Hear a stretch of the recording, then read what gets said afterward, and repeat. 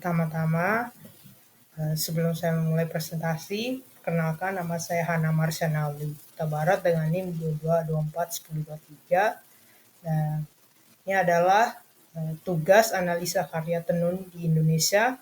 Yang saya pertama analisa adalah yang pertama tenun Baduy. Nah, nama motif ini sebuah garis-garis dan kotak-kotak untuk dasar motifnya. Asal motifnya itu dari Baduy luar, tepatnya di Banten. Sumber inspirasi ini yaitu dari kehidupan, kesadaran dan keteraturan adat Banten yang mereka ketat, aturannya ketat, dan mereka sangat spesifik dengan apa yang mereka buat. Makna motifnya itu karena kerapihan, kedisiplinan, kehidupan masyarakat mereka, mencerminkan terikatan yang kuat terhadap adat dan aturan hidup leluhur. Sesuai dengan gambarnya, mereka membuatnya itu seperti kotak-kotak, garis-garis yang ada kayak turun diagonal dan lain sebagainya. Mereka lurus ke bawah sesuai dengan aturan yang mereka lakukan. Tetap lurus, makna dari warna yang mereka pakai itu yang pertama biru, sebagai kedalaman spiritual sesuai dengan adat istiadat mereka, dan garis putih yang dimana mereka membangun lurus dan bersih. Terus empathize mereka mendengar itu adalah dari tarian dan adat mereka. Mereka mendengar alat musik yang mereka main, di mana mereka melestarikan adat mereka, mereka mengetahui, mendengar apa yang sedang terjadi di adat mereka, dan juga lingkungan sekitar mereka, seperti alam dan lain sebagainya, yang dimana mereka memiliki sebuah adat istiadat dan aturan di mana mereka harus melindungi alam mereka, seperti tidak boleh menggunakan alat-alat atau bahan-bahan kimia dalam bertani. Termasuk juga saat mereka berpikir, mereka memikirkan kegiatan yang mereka lakukan, seperti gotong royong dan hasil panen mereka yang mereka buat sesuai, jadi semuanya sama, tidak ada yang buruk, tidak ada yang lebih bagus, semuanya sama, dan yang mereka lihat dan lakukan itu juga sama. Mereka melihat lingkungan sekitar mereka, melakukan apa yang mereka biasa lakukan, yaitu adat mereka, seperti nari, gotong royong, pertanian, dan pembuatan tenun mereka itu sendiri. Ini yang menginspirasi masyarakat mereka dalam membuat tenun tersebut. Terus yang kedua, ada tenun ikat tenimbar, di mana tenun ini melukiskan motif tunis atau anak panah. Seperti di gambar sini, mereka mendapatkan inspirasinya dari panah. Di sini ada bentuk panahnya. Asal motifnya itu dari Kepulauan Tanimbar, Provinsi Maluku. Sumber inspirasi motifnya itu dari kembang enau dan tunis, di mana tanah anak panahnya itu kayak pohonnya itu yang mereka pakai untuk membuat sari buah. Dan panah itu memfilosofikan kekuatan dan selalu berjaga-jaga. Dan ini juga menjadi sumber juga kekuatan selain untuk masyarakat, tapi juga untuk penduduk wanita mereka, di mana ini tenun ikatnya kebanyakan dipakai oleh wanita di dalam tenimbar ini.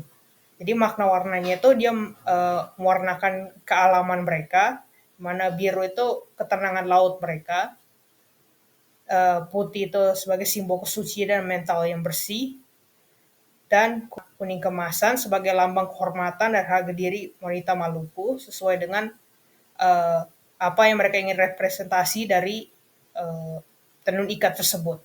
Mendengar apa yang ada pada tarian, ada istiadat, lingkungan sekitar mereka, alam, dan mereka memikirkan yang pertama untuk pepohonan seperti yang dilihat, mereka memikirkan pepohonan yang mereka jadikan sebagai minum.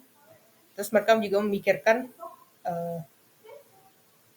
anak panah, yang dimana itu menjadi sebuah sumber yang menandakan keamanan, seperti gambar ini memakai seragam untuk menjaga dan perang.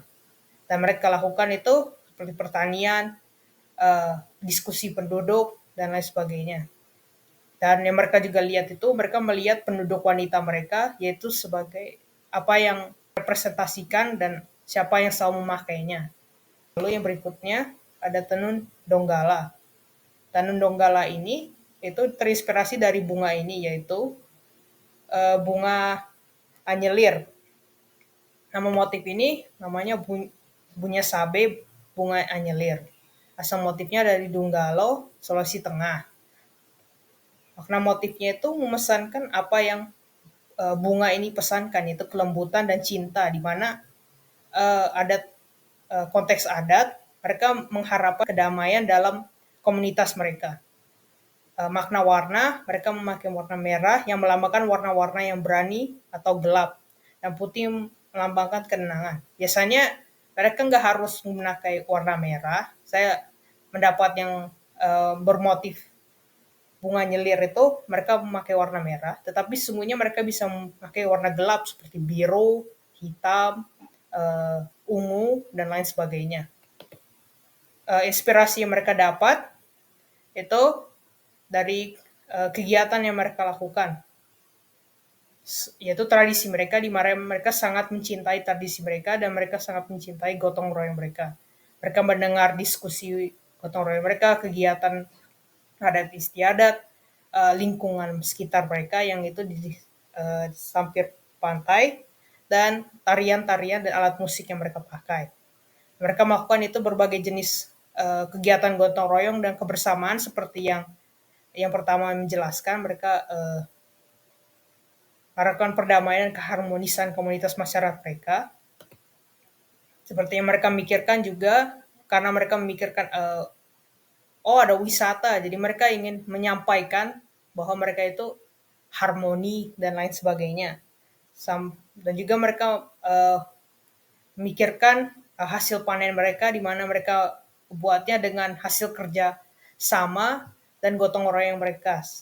Mereka membuat pertanian. Di sini ada gambar mereka gotong royong menanam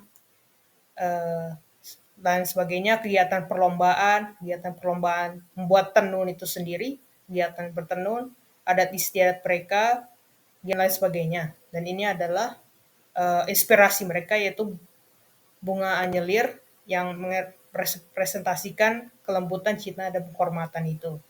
Kesimpulannya, sesuai dengan kesimpulan kelompok saya, yaitu dari analisa karya tenun yang ada di Indonesia, dapat disimpulkan bahwa faktor adanya berbagai macam motif ialah tempat yang mereka tinggali, kebiasaan dan masyarakat lakukan dengan lihat dan berpikir.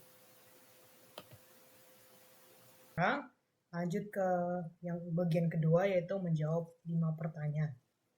Pertanyaan pertama, menurut Anda bagian mana yang paling berkesan dalam perkembangan sejarah seni Timur? Saya membahas lebih kepada kelompok saya, itu membahas tentang Candi Hindu-Buddha, di mana perkembangan Candi Hindu-Buddha di Indonesia sangat berkesan. Contohnya Candi Borobudur dan Candi Prambanan yang menunjukkan keindahan arsitektur dan makna spiritual, yaitu kegiatan agamaan dan kegiatan kependudukan mereka yang mereka gambarkan, mereka ceritakan sejarah mereka dan segala cerita rakyat mereka gambarkan ke dalam relief dan struktur bangunannya. Yang kedua, yaitu pertanyaan yang ketiga, bagaimana pendapat Anda terkait dengan peradaban yang masih bertahan hingga saat ini? Peradaban yang masih bertahan sampai saat ini, seperti kayak Hindu-Buddha agamanya, lalu relief-relief yang masih terjaga sampai sekarang, itu saya itu sangat kagum melihatnya, karena mereka tetap melaksanakan adat mereka, tetap mengetahui arsitektur mereka itu, nilai spiritual mereka itu mereka jaga baik-baik, dan hal itu tetap bertahan hingga saat ini, walaupun zaman tetap berubah, mereka tetap ada. Yang ketiga, pertanyaannya saya ambil dari nomor 4, yaitu perkembangan seni apa yang menurut Anda bisa berpengaruh pada karya Anda nantinya. Di sini saya lihat seni ukur dan relief dari Candi Hindu-Buddha sangat berpengaruh, karena terutama di bagian mereka bagaimana mereka menjelaskan deskripsi cerita rakyat dan kegiatan mereka. Mereka menggunakan apa yang sekarang pakai itu namanya stop motion.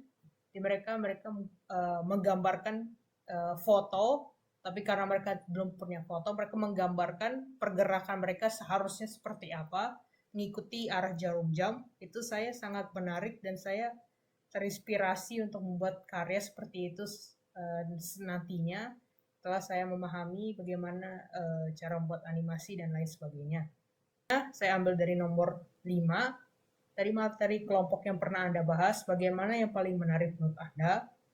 Bagian yang paling saya suka itu kisahan mereka itu.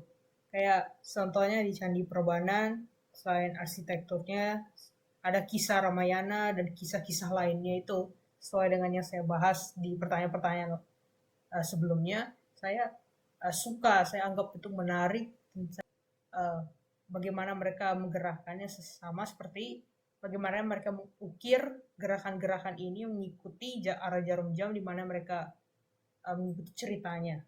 Tuh saya sangat kagum bagaimana mereka bisa mengetahui apa itu stop motion sebelum stop motion itu adalah sesuatu di Indonesia.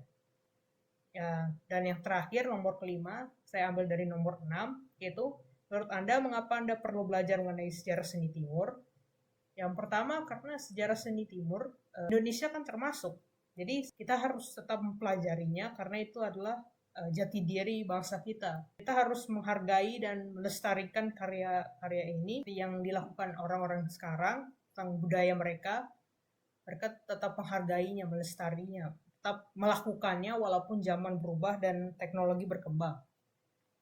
Itu adalah hasil kerja saya. Saya mohon maaf atas banyak kesalahan kata, banyak mungkin kata-kata yang kurang menyenangkan. Saya ucapkan terima kasih.